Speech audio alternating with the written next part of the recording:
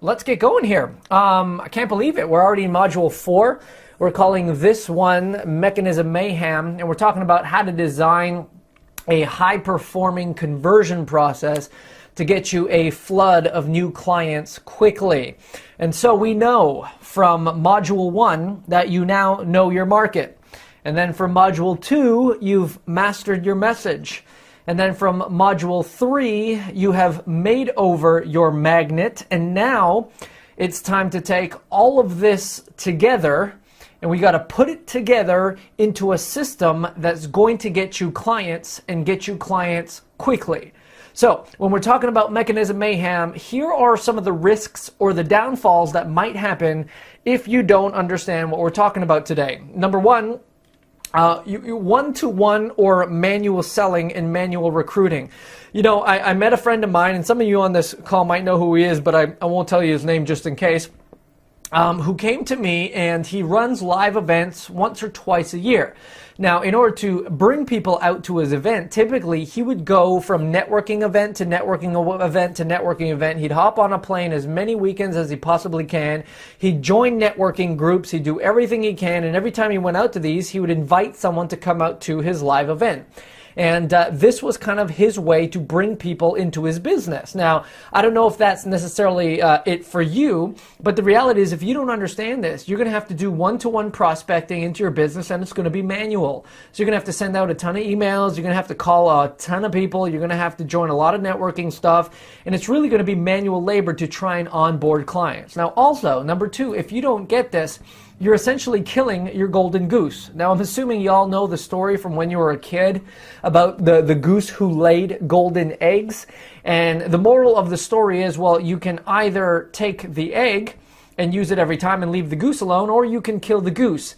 And unfortunately, if you don't understand what we're talking about today, it's just like you taking a gun to the goose and shooting its head off, and that's the end of it. It's this idea of you're going to always be grinding. You're going to have no assets in your business that's going to be leveraged in order for you to bring on new clients on an ongoing basis. And essentially what that means is it's like you're going to have to find a new goose every single day. And we all know that that is not something as business owners that we want to be doing. Lastly, if you don't get this, here's the third thing that's going to happen is that your onboarding process into your business is going to be limited because it's going to be one-to-one, obviously. It's going to be expensive, just like my friend I told you about who hopped on a plane just about every other weekend to bring people out to his event. And it's going to be slow. And I don't know about you, but if I'm going to be doing business and I'm going to be putting all my time and my energy onto onboarding clients, I do not want it to be limited, expensive, or slow. So all this says, if you don't really understand this, it's going to be an uphill battle or a grind every single day, and bringing people to your business and growing your business and onboarding clients is not going to be a fun task for us. So this is obviously why we want to avoid this and truly understand what we're talking about here when we're talking about understanding the mechanics or Mechanism Mayhem. Now, on the positive side, here's what happens when you really get it. Number 1, you're going to have a leveraged and an automated system. In other words, your onboarding is going to be one to many. Like I shared before, Facebook has 1.23 billion people available to us to advertise to, and their algorithm literally catches everything that we do. And so if we can understand how to utilize that mechanism of Facebook in order to get our message in front of as many people as humanly possible who are qualified to hear our message, then we have an automated system that literally does all the heavy lifting for us. I mean, I know in my business that I literally only get on the phone when someone has already risen their hand and is ready, cash in hand. And so most people that I talk to, and that's why we have such a high closing rate, is because I'm literally not really talking to anybody who's A, not qualified, or B, not ready to do business with me. And this is all because of having a mechanism in place. The second benefit for you is the golden goose approach. Again, when we're talking about having a mechanism that works, you're literally building a golden goose that will lay eggs for you on a regular basis. And then all you got to worry about is spending the eggs, not killing the goose. In other words, you work once and then you get paid forever.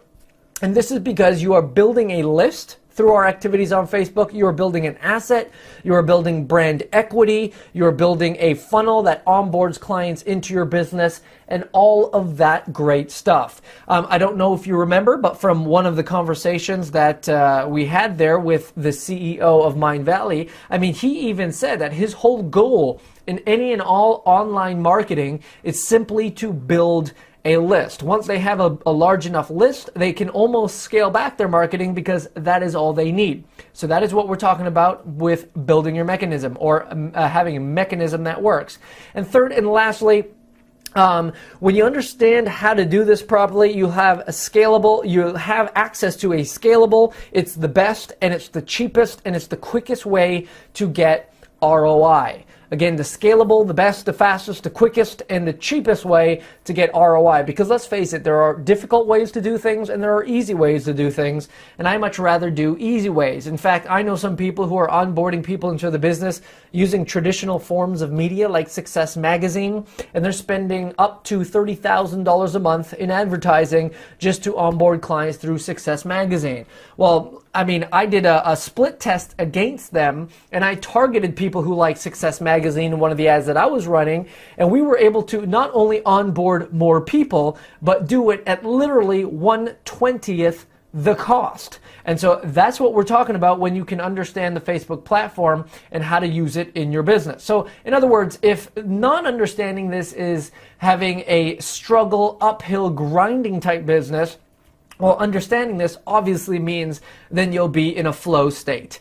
In other words, you'll have flow in your business, you'll have a constant stream or a flow of clients and prospects. You'll never be wondering where your next client or prospect is coming from, and you'll have everything taken care of that way. In fact, one of my newest clients, and just to give you an idea of his business, he teaches a very brilliant and smart outbound sales strategy, typically for people who are looking to build big business and they're looking to do outbound marketing as opposed to inbound marketing. Now, before, he would only bring people into his program by speaking on stages, so he'd be invited to speak on stages and then he would make an offer there, or he would do joint ventures on and off whenever he found a joint venture partner who'd be willing to promote for him, and he'd join a ton of networking and join events and do everything he can to let people know about his business.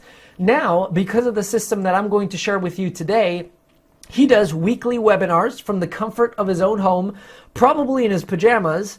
On average, we're generating approximately 350 registrants per webinar per week, and he is making 3 to 4 sales a week of his coaching program. And again, he's doing all of this now automated from the comfort of his own home using the mechanism that we are talking about right here, right now. So that is essentially the power of what we are talking about. Now, before we go any further, let's just do a really quick check-in here. And I want to ask, why would it be beneficial for you specifically to have a mechanism like this in place? Because sure, in theory, you could hear all the things that I'm talking about, but why would it be beneficial specifically for you? Like, what is the greatest takeaway that you are looking for in understanding how to apply this mechanism into your business and then utilizing it on the each and the everyday? So first, 5 key principles to tuning the mechanism. All right, 5 key principles to tuning the mechanism. If you are taking notes, this would be a good time to start taking them. Key principle number 1 is map your funnel. One more time, map your funnel. Because like all things, we need to first start by determining our destination.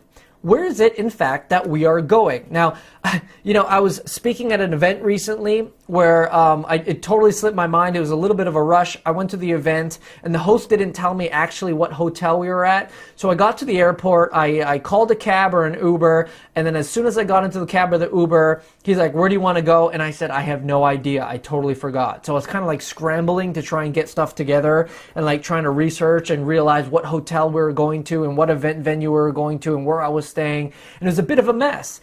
But oftentimes that's a lot of what a lot of business people are like, in that they don't know the exact destination that they're going to. So see this kind of like a map, right? On the one hand, you have your starting destination, and then on the other side, you have your end goal. So you have where you are, and then you have where you're going.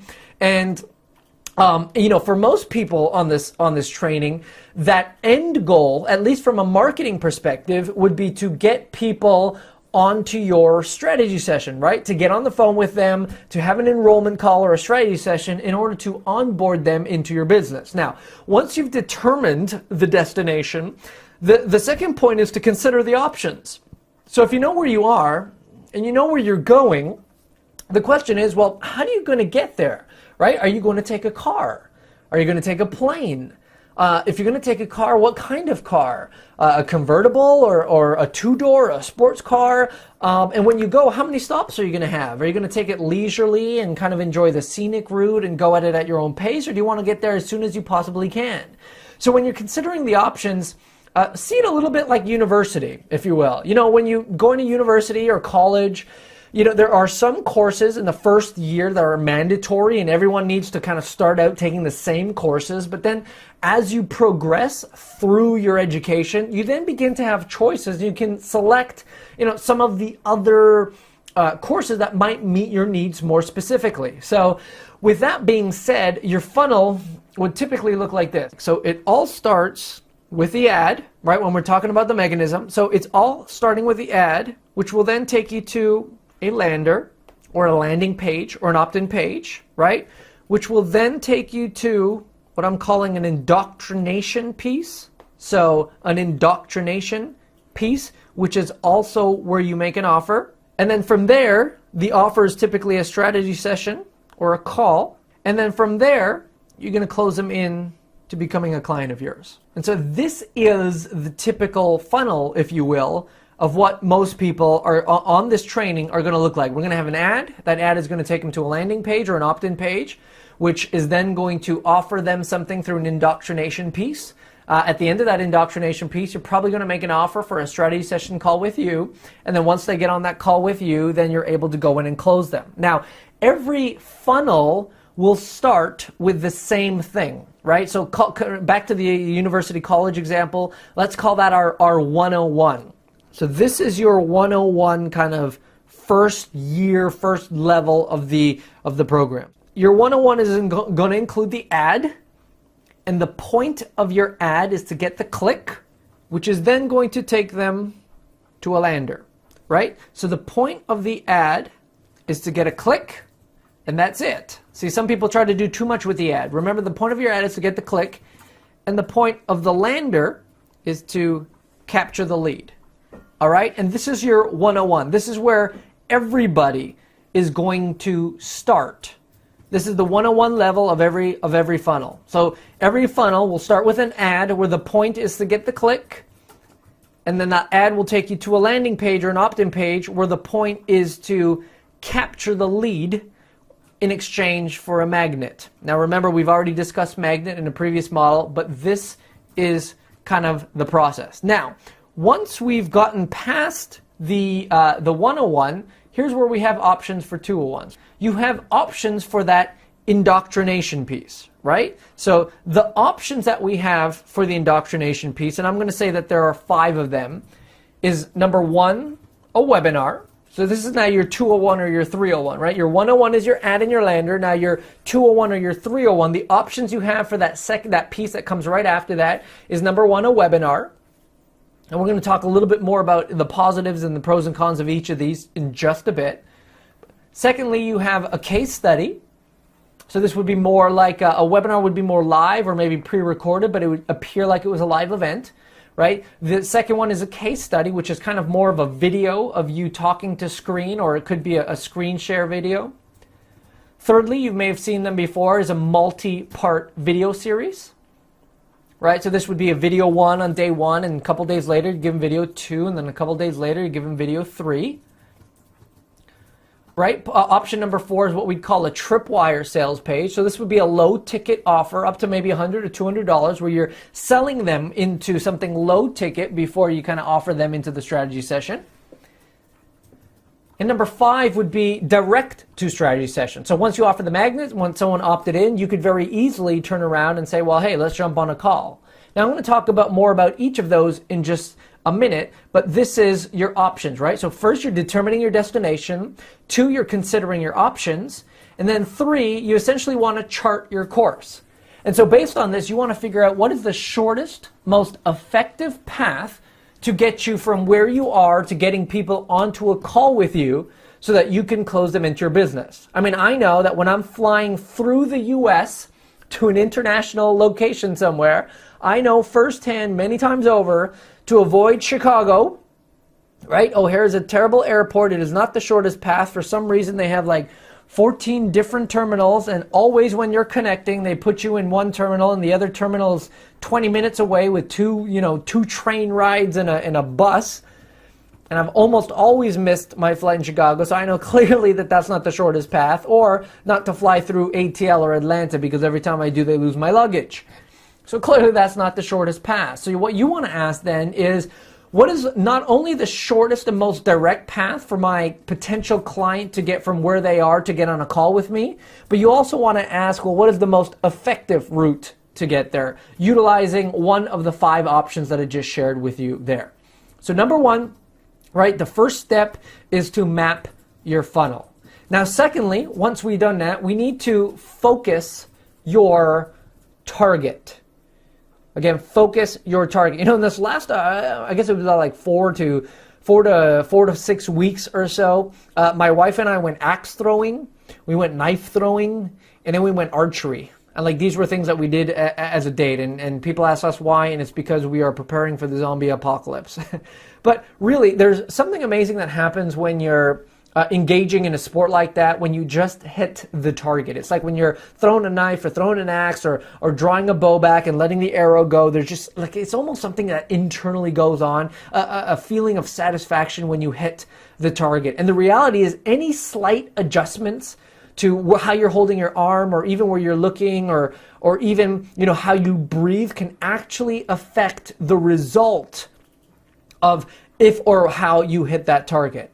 So in this case, here is where we're talking about taking all of your research that we did in the first couple of modules, all of your avatar work that you've already done, right?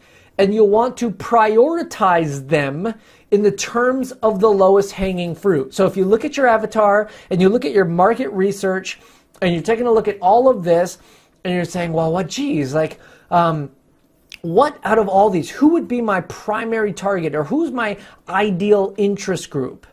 Now, the reality is, we're really not going to know what works until we get the data itself. But what we do need to know is, out of all the interest groups and all the graph search and all the audience insights research we've done, you know, what are the interest groups that are going to kind of make the most sense, and almost put them in an order where we just assume or think that they're going to respond best. And there's a couple things that you want to note when you do this, right? So here's a screenshot from the Facebook Ads Manager, which I'm going to talk about in just a bit. But you can see that you have several options there when you're considering who you're trying to reach, right? This is where you're narrowing on your target. So you can talk about location, like where in the world are they, and you can decide that by country, by state, by province, by city, or even by zip code. You can see that you can focus on the age, so how old are they, and what is the age bracket that you want to focus on. You see that you can choose gender, so all, or men or women. You can even select language, so depending on what you're trying to do there, right? If you want to reach a Hispanic speaking target, you can do that, or if you want to go English, then you can say English there. You'll also notice where the interests are just below that. Behaviors we'll talk about in just a bit. And then on the right-hand side, you can also pick your placement there, right? So you can pick, do I want my ads to show on the mobile, on people's mobile phones? Do I want it to show on the desktop? Do I want it to show on the desktop on the right side versus the news feed? Like, these are all things that you actually have options to do. And where you would consider some of these variations, for example, is, I mean, if your indoctrination piece is a webinar that happens, you know, shortly thereafter after you capture a lead, then I would recommend that you probably don't offer your ad via mobile, because very few people are going to get on their cell phone and watch your webinar for 90 minutes via their cell phone. The connection will be wrong, it's too small, they can't interact properly. So you want to keep things like that in mind. Now, there's a lot of things that we can talk about when it comes to targeting itself, and this is the point of focusing your target.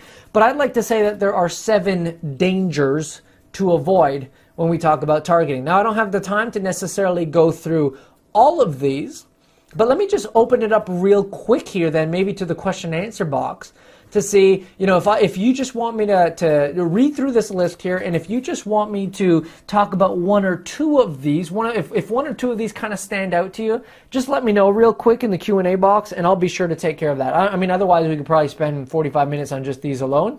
But please go ahead in the Q&A box and let me know if there's any particular here that you'd like me to reach out to or speak on. All right, so someone asked, define small audience. That's a great point. I've seen some people make the risk of trying to narrow in too small, that there's like only a couple of thousand people as potential reach for them. And Facebook can put your ad in front of a couple of thousand people like instantly. Literally in a matter of an hour, you can be in front of those couple of thousand people, and that kind of be the end of your ad. So when I say you don't want to have an audience that's too small of your potential reach, we want audiences that are going to be in the tens of thousands and maybe even millions if you can, because that's just going to provide us a lot less work to do and a lot more things to focus on. So I'll go more into that as well, but I hope that defines a small audience. Placements, Phyllis asks. What is placements? Mixing up placements. So when I say placements, that's again talking about either mobile placement or desktop placement or both. So depending on what it is that you're trying to offer, you've got to be careful that if it's more mobile friendly, or if your landing page is mobile friendly, then you can go mobile. If it's not mobile friendly and you prefer to go desktop, or it's like a webinar or maybe a long case study video, then you'll probably want to focus specifically on desktop.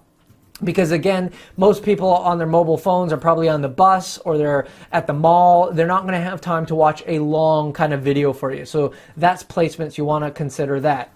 Henry asked, targeting more than one interest at a time. Yes, what I see happen often when they're doing targeting more than one interest at a time is that people will lump a whole bunch of interests together. So they'll say, hey, I want to focus on Tony Robbins, Brendan Burchard, Frank Kern, Ted McGrath, and someone else.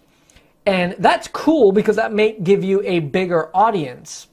But the downfall to that is, let's say you start getting results on that, you're never going to know which audience performs better than the other because you've kind of all lumped them together. So my rule of thumb here is always separate out your interests and focus on one at a time. That way you can know that this interest outperforms that interest and that interest outperforms that interest. I hope that makes sense.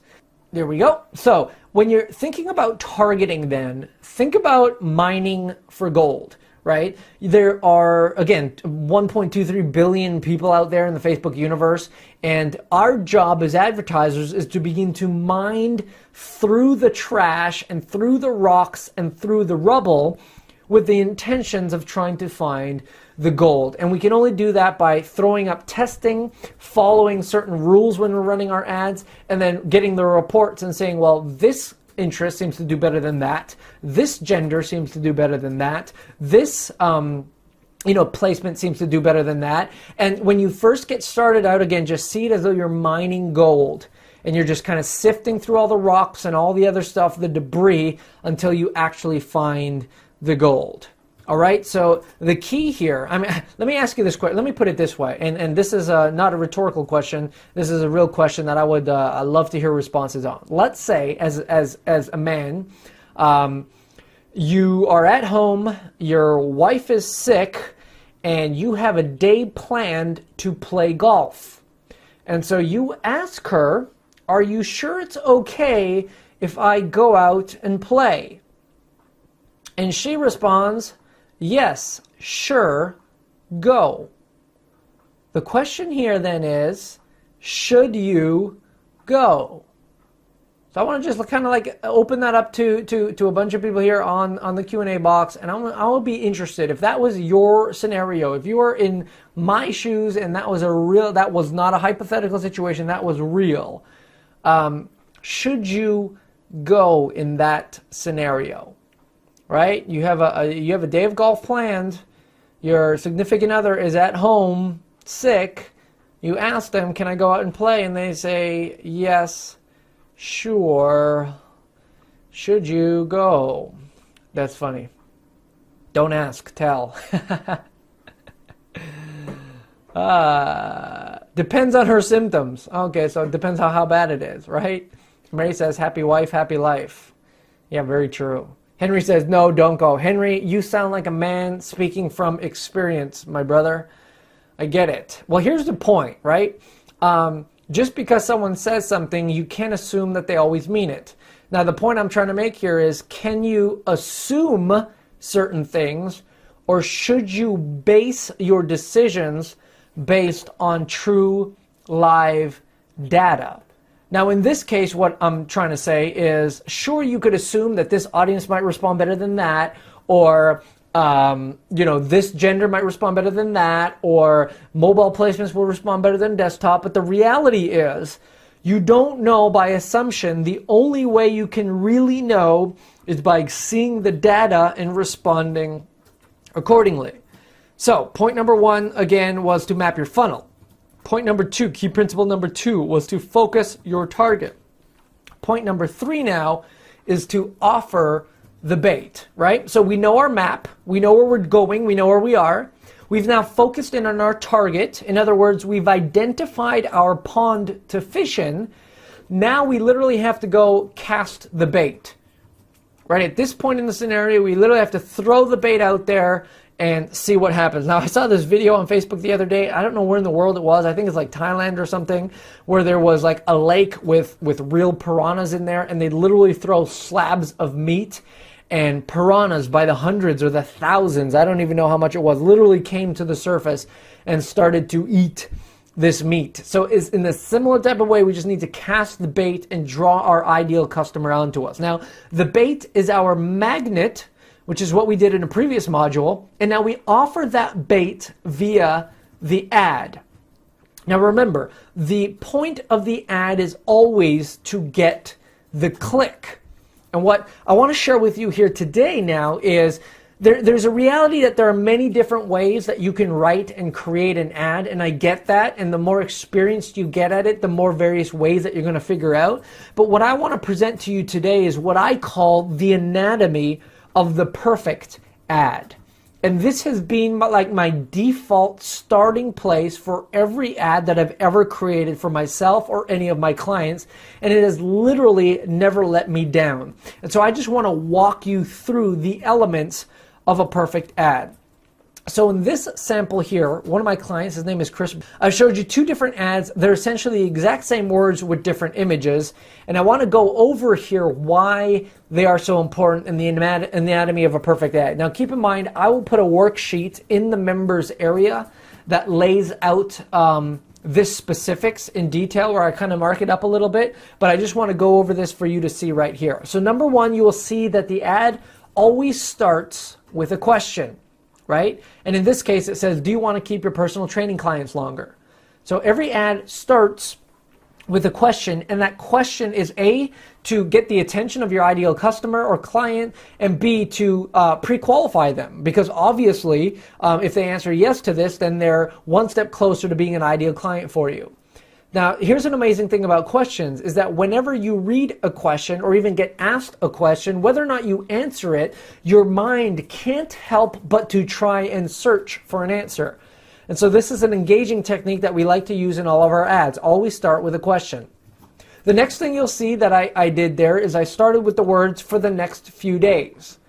Now, what does that tell you? That automatically creates this sense of urgency.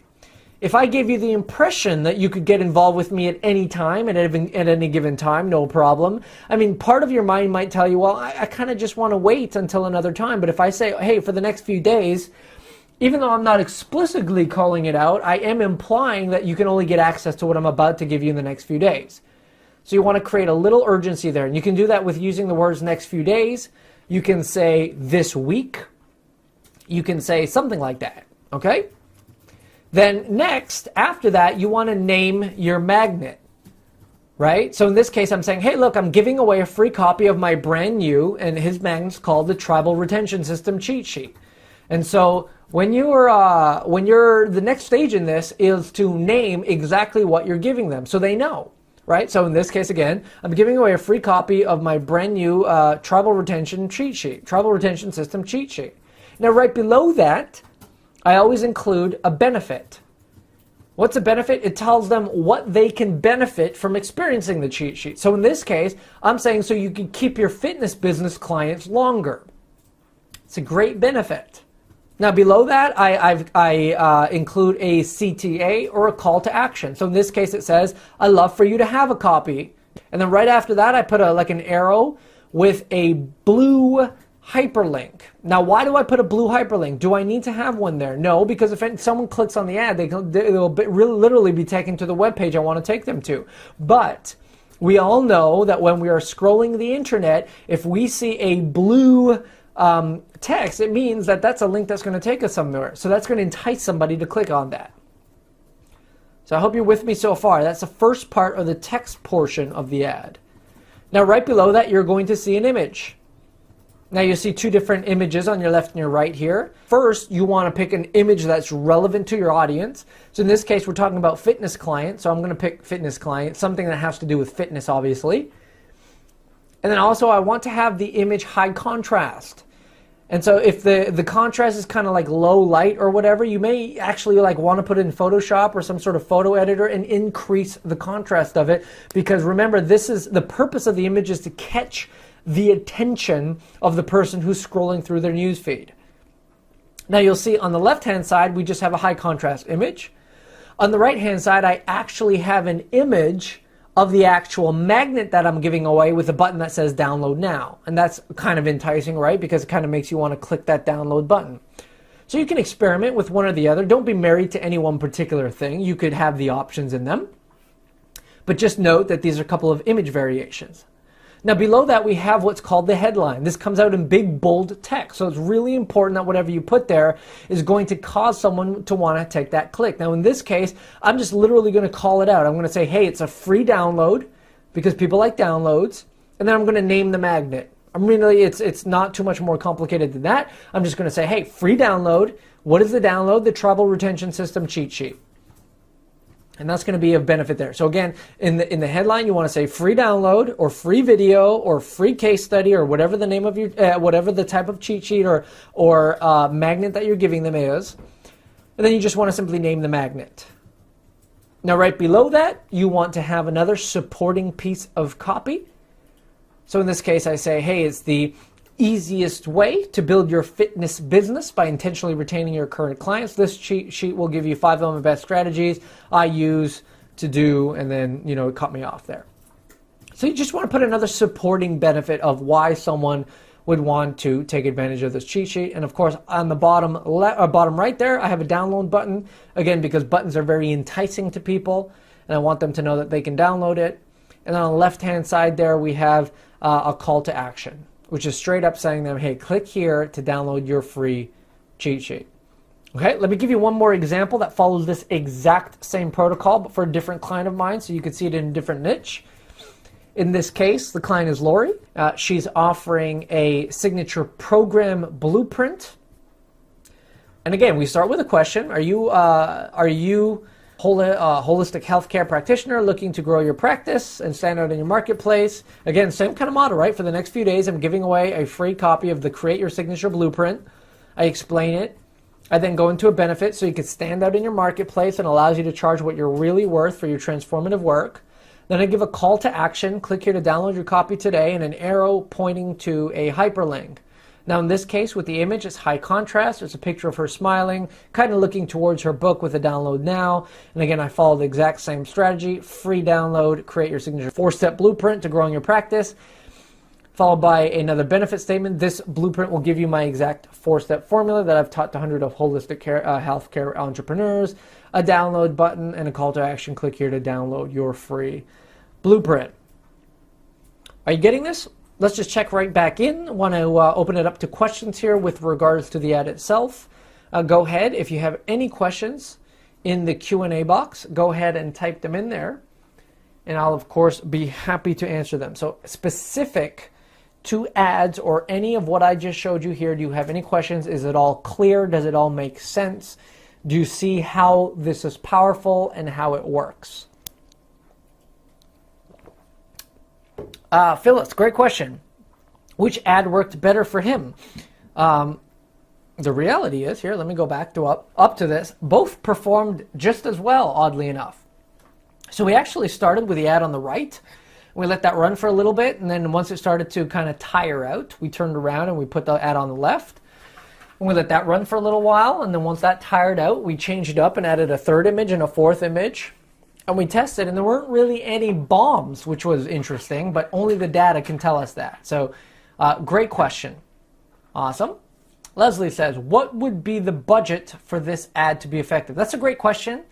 Typically, whenever we test and we release a new ad, Leslie, we're doing that between $10 and $25 a day, and we're doing that for 1 or 2 days, 24 to 36 hours, just to see how well that's doing. And then after that, we'll kind of scale back. We'll take a look. If it's performing well and we're happy with it, we'll scale up our budget. If we're not happy with it, we turn it off. So you really only have at risk at any given time like 10 to 40 bucks over 24 to 36 hours to see how well your audience is responding to an ad. I hope that makes sense there. All right.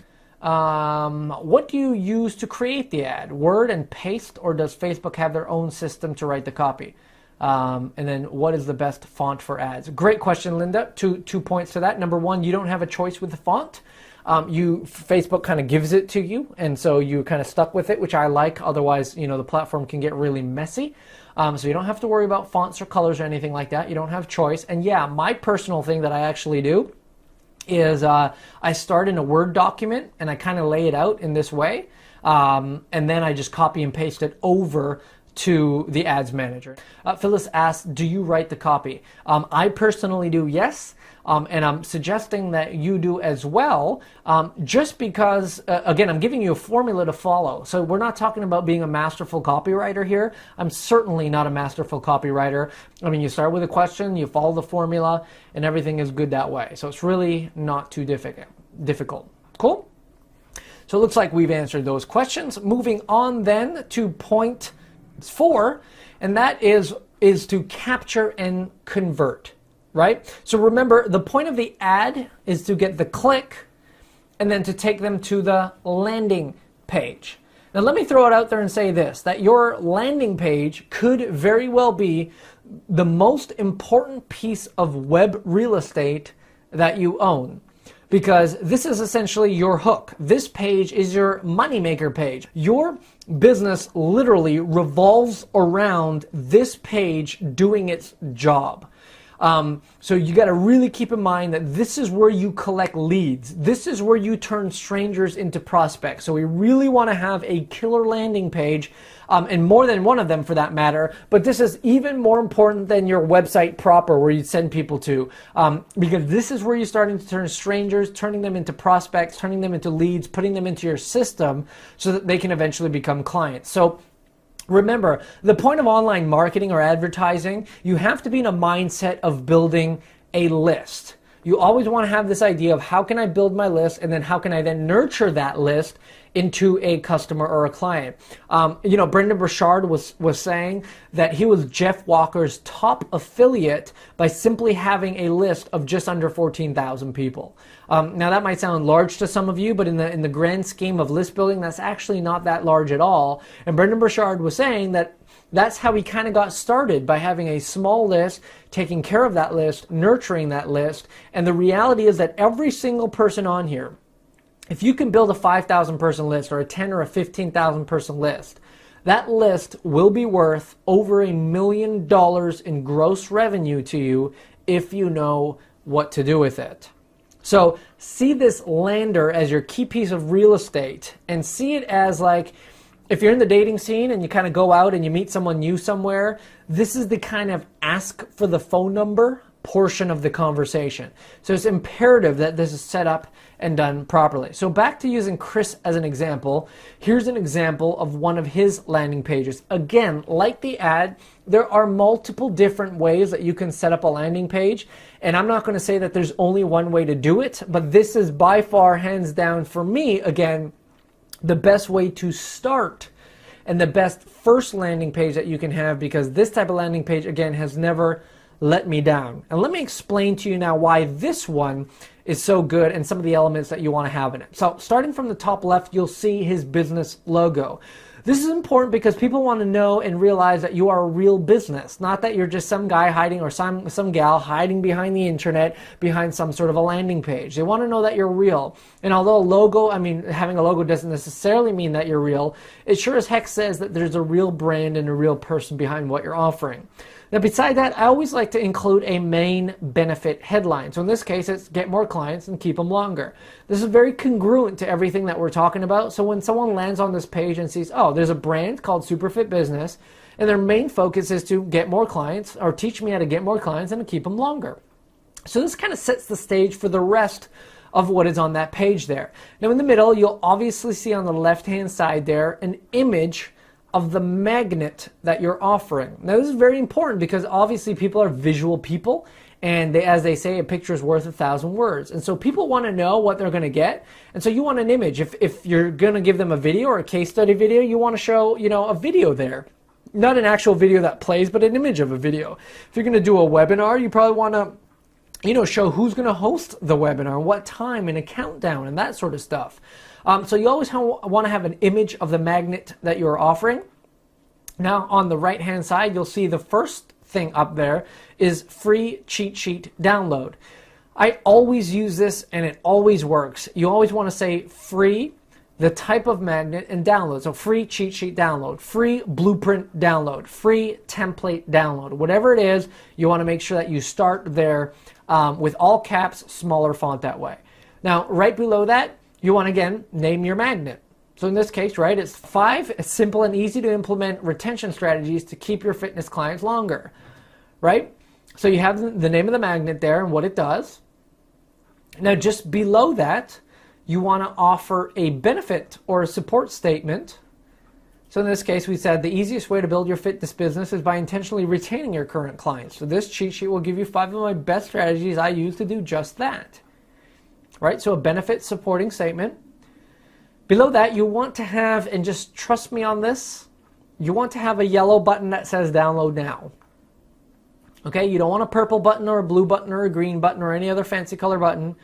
You want a yellow or an orange color button, and you want the call to action text in that button to say download now. Why yellow or orange or whatever? We've discussed this before, is because the most popular button in all of online marketing e-commerce history is the Amazon add to cart button. So people are recognized and comfortable with pushing a yellow button in order to get something. And so you just want to be congruent with that. You don't want to kind of mess people up psychologically.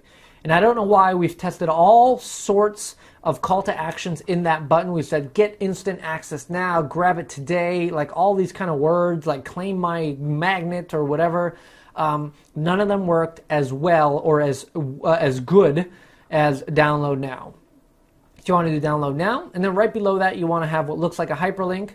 That's just a reiteration of the button. Some people don't like clicking buttons, they like clicking hyperlinks, and that's why we include that there. And it just simply says download my free cheat sheet now, which is a reiteration of the call to action. Now the only other thing you also want to notice there, and it's important both to Facebook and your end user or end client, on the very bottom is your footer, right? So you see a copyright, you'll see the business name with the .com to the site proper, you'll see all rights reserved, and you'll see links to privacy policy and contact us. So this is important to Facebook because Facebook wants to know that you're a real people and you're not trying to scam anybody. But it also gives reassurance to the end user who's going to land on this page. And they're going to be like, oh, well, they do have a privacy policy. They do have a terms of service. If I want to contact them, I could just click there. It just helps to reestablish trust, which is extremely important in the online marketing world. Now, using the template that we're talking about here, as soon as you click that download now button or the hyperlink below it, it pops up a shadow box that's going to actually ask for their name and email. Now, there's a couple of things that are key to this that I want to go over here real quick. Number one, you'll see on the top a progress bar. It's human psychology to not want to leave anything uncompleted. And so when this says it's only 50% complete, the mind says, well, I want to make it 100% complete. How do I do that? So that's an interesting point. Now, this is, you don't have to get real techie with this. What I'm going to tell you and what you can use for this is going to cover. You can take. It's all a template-based thing online, so you don't have to worry about that. Right below that, I say, well, you're almost there, right? Please tell us where to send the cheat sheet, which is instruction on how to go from 50% to 100%. Again, on the left, you'll see an image of the magnet, and then on the right, instructions. Enter your email to download your 5 retention strategies cheat sheet. Right? In the box there, I actually intentionally put enter your email ... Now I do that specifically. I could put just email, but some people might not know what that is. So I say enter your email ... as though it's an incompleted thought that they need to finish. I get another orange button that says download my free cheat sheet now. And then right behind that, we want to reassure them with a privacy policy to say, hey, we hate spam and we will never share your information with anybody. Let me give you one more example from Lori, again, and staying consistent with what we're talking about. You'll notice that it's the exact same template, right? Lori's there, free download now. I name the cheat sheet or the magnet. It's a blueprint in this case. A benefit statement right under that, download now, followed by the link, download now, the copyright, the legal information, all that at the bottom, and then it takes them to this capture page. And in this case, she's capturing her name and a name and an email. So I say enter your name ... enter your email ... Now before we go any further, I want to check in, ask any questions, or see if anybody has any specific questions to this landing page format. So 1, 2, 3, go in the Q&A box. If you have any questions with regards to the landing page format here that we're discussing, please don't hesitate to ask, and I'll make sure we get them answered before we move on. Leslie asks, is this lead page or another landing service? Yes, this is lead pages. I find lead pages just to kind of be the easiest form, and I'll give everybody a link on how you can get this if you don't already have it. It's definitely an easy business investment that I think everybody should have, for sure. Alternatively, on top of lead pages, I know some people use ClickFunnels who seem to do the same thing. There's also Unbounce. Now, this particular template that I showed you is a lead pages template, so that's just FYI. But I know ClickFunnels has examples that are very similar to this that you can easily integrate into your business as well. Cool. So a couple things I just want to point out here, things that will affect your conversion rate on your lead or your landing page. Again, for the sake of time, I won't go through all these. I'll kind of briefly go through that. So number one, the scent, or what we call ad scent. So your lead page should look very much like your ad, right? If your ad is made of certain colors and has certain imagery, and then they're taken to your landing page, and that doesn't like have the same imagery and colors, is going to throw people off psychologically. Their mind stops and like, well, there's something incongruent about this. I'm not going to continue. Right? Images. So when I say images, whatever image you use can affect the opt-in rate there. Your call to action wording can affect your conversion rate there. So stick with what I suggested. Some people like to throw social proof, so a Facebook like button with a bunch of their friends who like the page. The color of the button we talked about briefly, so I won't spend too much time there. Two-step versus a one-step. What I mean by that is this is two-step, right? There's a button. You click the button. As soon as you click the button, it pops this up in a shadow box where you actually fill out your name and email. And psychologically, that's proven where you take 2 steps. It's called a micro commitment. It entices people to go through the rest of the process. Obviously, your copy can be affecting that. Oddly enough, we've also seen statistics show us that if it's hosted on an HTTPS site versus just an HTTP, the S simply means secure. And some people actually notice that, and it affects the conversion rate. Now, fortunately, if you're using ClickFunnels or lead pages, that takes care of that for you automatically. And the footer details. So again, like I mentioned, what I've been using for the most part, just because it's so easy to use and I'm comfortable with it and I don't want to change, is a service called Lead Pages. So if you haven't gotten it, you can get it. An easy link to get there is just spark10x.com/landing page. Again, spark10x.com/landing page. You can click over to there when you have some time. I would highly suggest you get the service and you use it just because it's so easy to do. Cool. Henry, I see a question about how do I integrate lead pages or ClickFunnels with your email. It's actually really easy to do. You can do, I'll send you a link from lead pages that will allow you to do that, depending on your autoresponder service. You know, some people use Infusion or Aweber or MailChimp or some of these things, but both ClickFunnels and Lead Pages has a very easy integration process where you can just, with a few clicks, link it to your autoresponder, and it makes sure that every time someone fills out one of those forms, it fills into your CRM. Cool. So moving on, point number 5, right? Key principle number 5 says, or I'm calling it, swing through. So I've tried golf a few times. I'm not particularly good at golf. I'm from Canada, so I play hockey, play a little bit of baseball as well. But for any of you who play any sort of sports, when you have the club in your hand or the stick or the racket or whatever, how are you supposed to end every motion? And the answer is you always swing through, or you follow through. So after you've captured the lead now from your landing page, the worst thing you could do at that point is just literally say, hey, thank you, and then leave them be.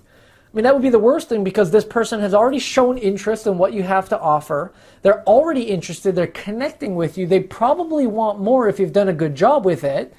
And so the best thing you could do at this point for them is to provide even more value, right? You want to provide even more value. So after someone opts into your landing page, the question is, well, where do we take that person, right? We can take them to one of 5 options, like I told you before.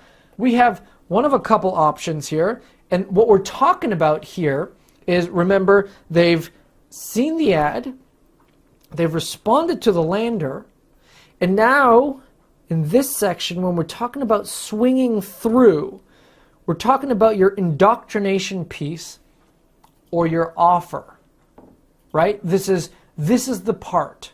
And the purpose of your indoctrination piece here, the purpose of this is a couple of things. Number one, it's to quote unquote indoctrinate that person to you. In other words, to warm them up to you, right? Because we always want to take a cold prospect and turn them into a quote unquote warm or a hot prospect. Well, how do we do that? We do it through this piece.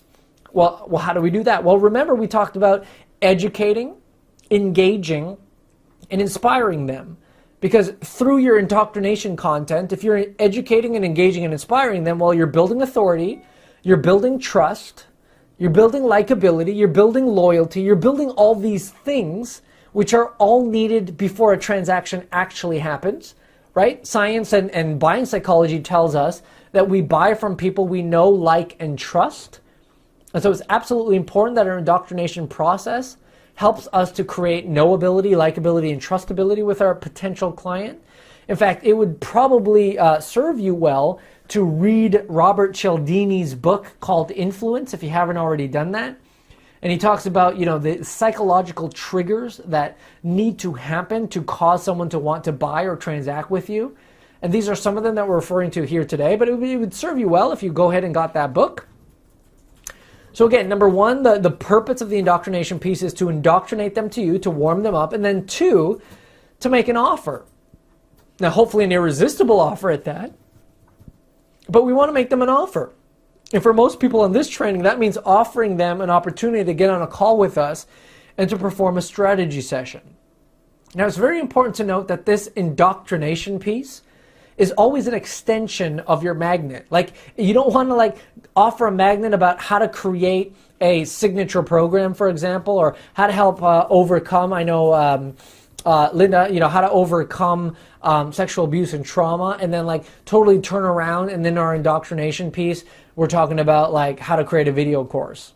I mean, that's totally incongruent and that won't work. So the indoctrination piece should always be more of an advanced level extension of the magnet we offered. Now remember, we have 5 options for the indoctrination piece. We have a webinar, we have a case study video, we have a multi-part video series, we have a tripwire sales page, or we have a straight to a strategy session. I'm going to give you kind of an example of all these and then tell you the pros and cons of each so you can decide what you think might be best for you. So first, the webinar. What's good about the webinar? Well, number one, it kind of is like a pseudo live environment, right? And there's certain things that when you're doing sales that live is just better than non-live. And so that's what we like about webinars. What we also like about webinars is that they're time specific. And so if I took you to a webinar page after you're enrolled in a magnet of mine, I would tell you, hey, look, it's starting in 4 days and 14 hours and 47 minutes and 48 seconds. And so there's a bit of urgency on there. Also, when you're on a live webinar, you can make an offer that's time specific. So you could say, well, just because you are on this call today or on this training today, until we end this training, I'm going to include this bonus to you. So there's a lot of beautiful elements about the webinar. Now, there's some cons about a webinar as well. What are some of the cons? Well, some of the cons are if you're holding at a date and time that not everyone can make it, well, some people might not show up, right? So that's a con. Secondly, it's a little less automated because you got to be there live. Now, of course, you could do an automated webinar, and that's almost the same thing, but it doesn't quite have the punch that a live webinar does. So webinar is a great indoctrination piece where you can make a great offer. It has great pros and great cons. And the question you got to ask is, well, is it for me? Do I think that I could conduct webinars? So that's one of them. Secondly is a case study video. So this is a little more automated. So rather than being a live environment, you splash them through right to a real life case study video. Now, the benefits to that is that you don't actually have to be there to do the case study video, right? It's going to be held on a website, probably Leadpages or ClickFunnels. They'll see your entire case study video, they'll go through it, and then they'll take the corresponding action at the end of that if they like. Now, some of the cons are that you have to be good on video, right, for one, especially if you're going to do like a talking head video where you're going to be on video, because your personality is going to come out. And if you stumble and you're not really good on video, there's a con to that. Now, on the flip side of that, if you're really great on video, it works heavily in your favor because people get to know your personality and see you live and in action. So this is a great sense for that, right? One potential con is, if it goes too long, you might lose people and people will kind of jump off of it. So these are some things that you want to consider, right? Maybe not a case study video, but maybe you want to do a multi-part video series. I see this happen all the time. Now, the beauty of a multi-part video series is that you can break up your content in multi-parts. And so you can like hit them with, 15 minutes one day. And then you wait, and then, you let a day pass, and you have 15 minutes the other day, because not everybody can stick around for a 90-minute webinar, let's say, or like a 45-minute case study video or whatever. So this kind of breaks it up for you, and you can take each section separately, so that's kind of cool. Some of the cons, however, are that it's harder to get people to show up to every video. So maybe they'll watch your first video, and a few less people will watch your second video, and a few less than that will watch your third and your fourth.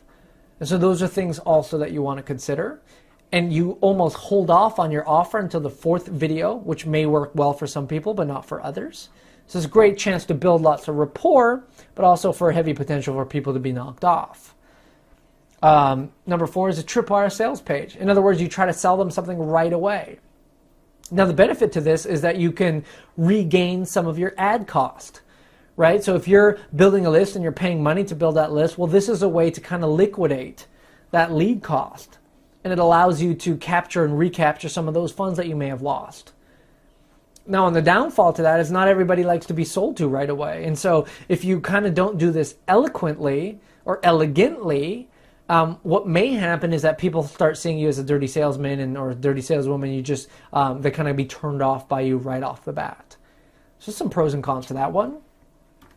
Or lastly, you can just kind of go straight for it.